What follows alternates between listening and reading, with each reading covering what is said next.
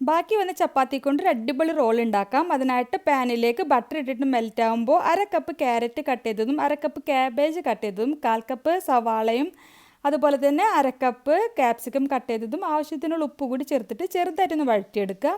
ഒരുപാട് വഴന്ന് കുഴഞ്ഞു പോവേണ്ട ആവശ്യമില്ല. ഇതിലേക്ക് എരിവിനായിട്ടുള്ള കുരുമുളക് പൊടി ചേർത്ത് കൊടുക്കാം. എന്നിട്ട് ഒന്നുകൂടി ഒന്ന് മിക്സാക്കി കൊടുത്തതിന് ശേഷം ഒരു 2 ടേബിൾ സ്പൂണ് മല്ലിയില ചെറുതായിട്ട് കട്ട് ചെയ്ത് കൂടി ചേർത്തിട്ട് മിക്സാക്കി വെക്കാം. ഇനി 3 മുട്ടയിലേക്ക് കുരുമുളക് പൊടിയും ഉപ്പും ചേർത്തിട്ട് നന്നായിട്ടൊന്ന് മിക്സാക്കി എടുക്കാം. ഇനി പാനിലേക്ക് ഓയിൽ വെച്ച് ചൂടാകുമ്പോൾ ഒരു റോളിന് വേണ്ടിയിട്ട് ഒരു മുട്ട എന്നുള്ള രീതിയിൽ ഒഴിച്ചു കൊടുത്താൽ മതി. അതിൻ്റെ മുകളിലേക്ക് ഒരു ചപ്പാത്തി വെക്കുക. 2 സൈഡും തിരിച്ചും മറിച്ചും ഇട്ടിട്ടൊന്ന് വേവിച്ചെടുക്കാം. ഇനി ഇത് പാനിൽ നിന്നും മാറ്റിയിട്ട് നമുക്ക് റോൾ ചെയ്തെടുക്കാനായിട്ട് ആവശ്യത്തിന് മയനൈസ് ആക്കി കൊടുക്കാം. അതിൻ്റെ മുകളിലേക്ക് നമ്മൾ വഴറ്റി വെച്ചിട്ടുള്ള വെജിറ്റബിൾസ് വെച്ച് കൊടുക്കാം. ഇതിന് മുകളിലേക്ക് നമ്മുടെ ഇഷ്ടം പോലെ ടൊമാറ്റോ സോസ് ആക്കിയതിന് ശേഷം നമുക്കത് റോൾ ചെയ്തെടുക്കാം. ഇതിപ്പോൾ ഏത് സമയത്ത് വേണമെങ്കിലും നമുക്ക് കഴിക്കാൻ പറ്റിയിട്ടുള്ള ഒരു അടിപൊളി എഗ് റോളാണ്. ട്രൈ ചെയ്ത് നോക്കണേ.